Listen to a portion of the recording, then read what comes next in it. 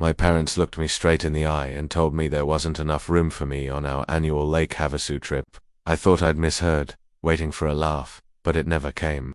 We had to make some hard choices with space, my mum said. My dad added, we thought it would be good for you to have some quiet time. I was stunned. This wasn't just any trip.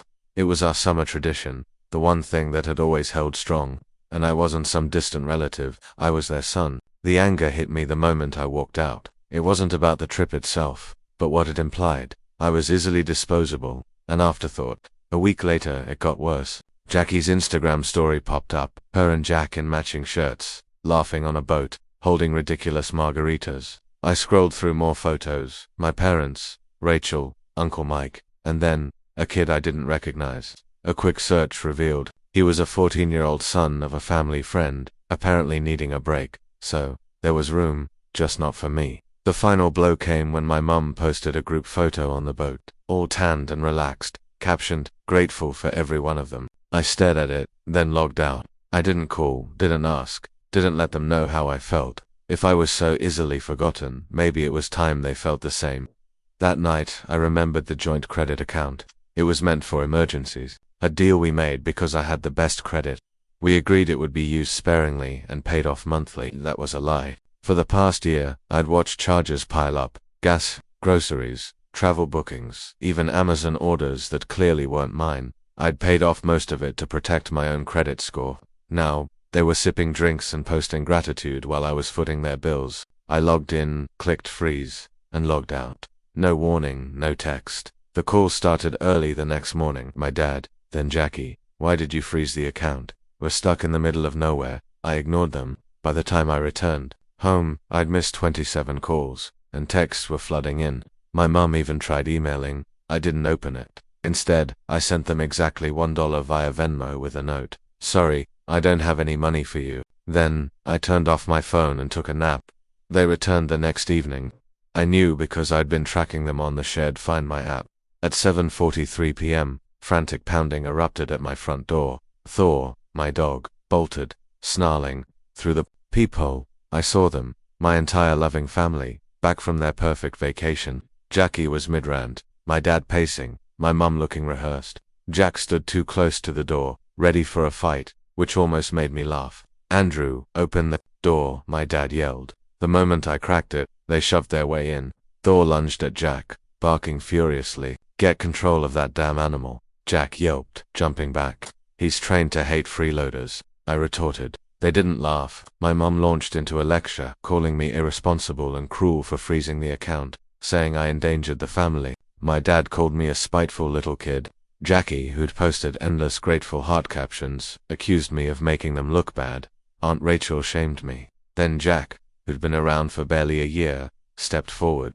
If this is how you treat your own blood, maybe you don't deserve to be part of this family. I stared at him for 5 seconds. You're not family, I said. You're just the +1 who didn't get left out. He puffed up, ready to swing. Thor growled. The yelling continued, filling my apartment with anger. I stood in the center, listening to their guilt trips and accusations. Not one apology for excluding me, no acknowledgement of their wrongdoing. Just a lecture about my inconvenience. Get out, I finally said. Jack scoffed or what? I walked to the door, pointed, and gave them 10 seconds before I called the cops. 9, they slowly shuffled out, muttering, slamming the door. My mum called me a stranger. Jackie said I was dead to her. Uncle Mike hesitated, then left. The moment they were gone, I changed the locks. Then I got to work. I gathered every screenshot of fraudulent charges, photos of the kitchen I hadn't used, texts, emails. I called the credit company and filed a fraud dispute. 5 days later, the $8,000 charge was reversed. They'd be billed directly. Collections would hit their names, not mine. I smiled. Thor sniffed around, expecting them back. They wouldn't be. Not for a while. This wasn't over. They'd just lost access to my money. Now, they were going to lose their grip completely. 3 days of eerie silence passed, the calm before a storm. I knew it wasn't over. People like them don't relinquish control easily. That Saturday morning, returning from my dog walk, I found the building's security door propped open, muddy. Footprints led to my second-floor apartment. My door, which I always locked, was now merely closed. Thor growled. Inside they were sprawled out, making themselves at home. My mum sipped coffee at the counter, My dad rifled through my mail. Jackie scrolled on my iPad, and Jack ate my leftover pizza. Aunt Rachel was massaging her feet. Even Uncle Mike was there, looking uncomfortable. I stood in the doorway, Thor straining against his leash, barking at Jack. "What the hell are you doing in my apartment?" I demanded. My dad didn't flinch. "We needed to talk. You wouldn't return our calls." My mum chimed in. "You gave us a key, Andrew, for emergencies. This is an emergency. You feeling uncomfortable in Arizona because you had to pay for your own gas?" I shot back. They erupted, my mum calling me manipulative, Jack trying to assert dominance. Then they dropped the bomb. I owed them for the kitchen. Months ago, I'd let them use my credit for a card they couldn't qualify for. Another emergency. They'd charged $8,000 for renovations cabinet, electrical, plumbing without telling me. It was a family expense. My mum insisted. "You benefited too." "I haven't eaten a meal in that kitchen in 10 months, I countered. My dad claimed I was turning my back on the family. Aunt Rachel lectured about selfishness. Jack, still playing the tough guy, said, "You're going to regret treating blood like this." I looked at each of them. No apologies, no understanding, no admission of going too far. They were just furious they couldn't control me anymore. "Get out," I said. Jack scoffed. "Or what?" I walked to the door, pointed, and gave them 10 seconds before I called the cops. 9. They slowly shuffled out, muttering, slamming the door. My mum called me a stranger. Jackie said I was dead to her. Uncle Mike hesitated, then left. The moment they were gone, I changed the locks. Then I got to work. I gathered every screenshot of fraudulent charges, photos of the kitchen I hadn't used, texts, emails. I called the credit company and filed a fraud dispute. 5 days later, the $8,000 charge was reversed. They'd be billed directly. Collections would hit their names, not mine. I smiled. Thor sniffed around, expecting them back. They wouldn't be, not for a while. This wasn't over. They'd just lost access to my money. Now they were going to lose their grip completely. 2 days after the $8,000 charge vanished from my name, the family group chat, long muted, flared with notifications. Jackie started. "We need to talk. Seriously, it's about Dad." My mum followed. "Can we come over please? Just 10 minutes. Then Jackie again. "He might lose his job. Andrew, please, just talk to us." I ignored them. This was damage control, guilt, fake concern. They weren't sorry, they were cornered. But the mention of my dad's job caught my attention. Later that afternoon, an unrecognized number called. It was HR from my dad's company. The credit card company had flagged his office billing address, and the fraud dispute triggered an investigation. He was on administrative leave that evening. Jackie barraged me with messages. "You've gone too far. This is your fault. You're destroying Dad." I didn't reply. I was done bleeding for this family. Done cleaning up their messes. Around 8:30, a soft knock came. Uncle Mike. He held a 6-pack and takeout. I let him in. "I'm not here to fix anything," he said. "I just wanted you to know the truth. You deserve that." He wasted no time. The 14-year-old kid on the trip wasn't a neighbor's son. He was Jack's little brother. His parents were divorcing, and Jackie thought bringing him along would look good, a charitable family gesture. My dad didn't care. "That's why you got cut," Uncle Mike said. "They knew you'd be angry. They just didn't care enough to deal with it." He shook his head. I didn't agree with any of it, but I went anyway. I thought maybe I could talk to them. It didn't work. I appreciated his honesty, but it changed nothing. They made a choice, not a mistake. And choices have consequences. That night, Jackie posted a passive-aggressive Instagram story. "You think you're punishing us, but you're only punishing yourself. Family is forever, until you throw it away." I blocked her, then my mum, then my dad. Uncle Mike was the only one I spared. Later, walking Thor, the air felt good for the first time in weeks. I didn't know what they'd try next, but I wasn't afraid. They were the ones losing control now. Blocking them didn't stop them, they started showing up. 2 days later, Jackie was pacing outside my door, rehearsing. She knocked, waited, knocked again.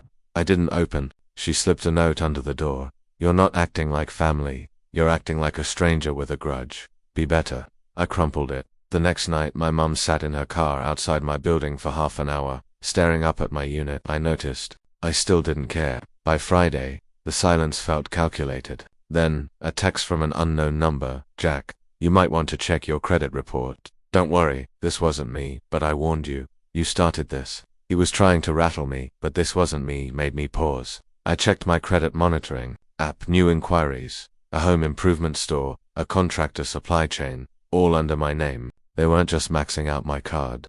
They were trying to open new ones using my identity. Something snapped. This wasn't about a vacation or money anymore. They were actively stealing from me.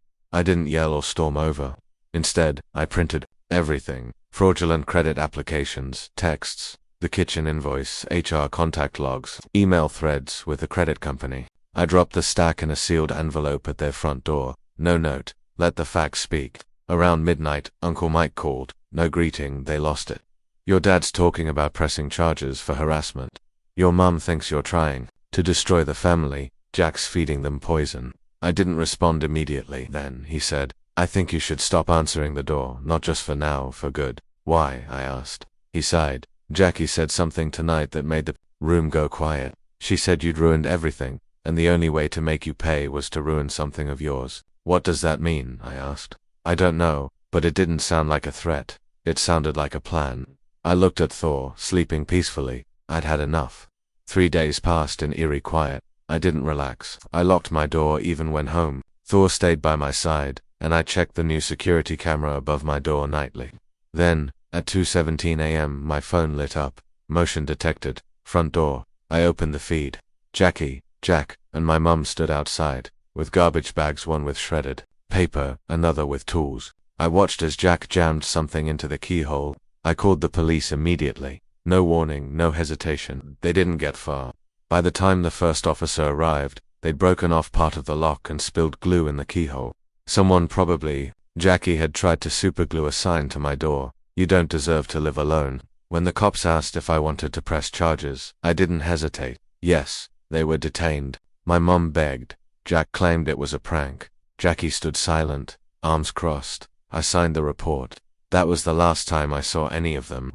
The next morning, their lawyer, a family friend, called, attempting to mediate. He asked what I wanted, saying they didn't want this to escalate. I told him I'd think about it and hung up. 2 days later, I sent a letter, a printed invoice for the $8,000 kitchen repair, no longer my problem, and a note, you can figure it out together, like family. I also included names of credit monitoring services, advising them to stop using my identity or I'd go to the DA. Then, I did the unthinkable. I blocked every number, my mum, my dad, Jackie, Jack, and Rachel. Every email, every social media account.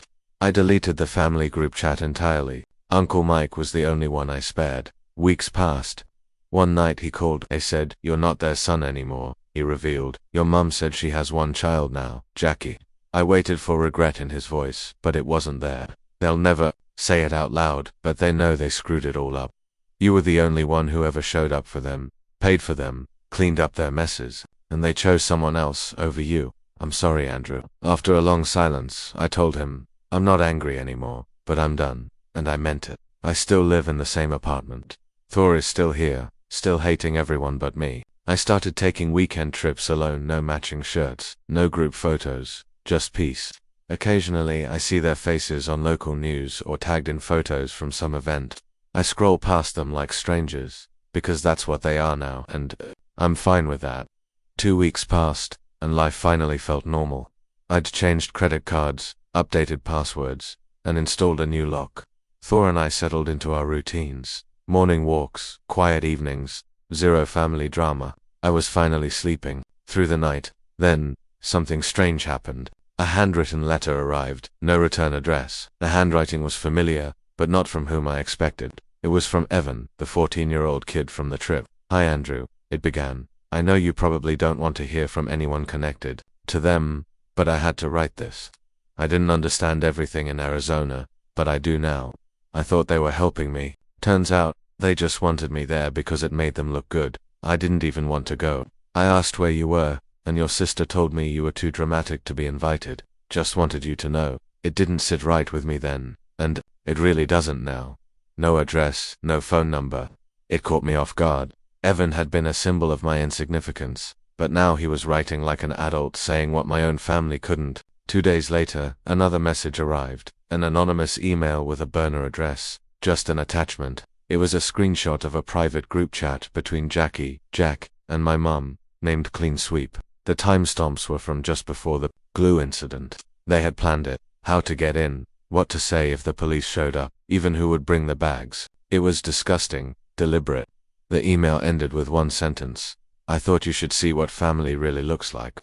No signature, no name, but I suspected Uncle Mike. Perhaps he'd seen the screenshots, or Evan had passed them along. Either way, someone wanted me to know this wasn't about guilt. It was over because I had finally seen everything clearly. I sat there for a long time, not angry, not sad, just truly done this time.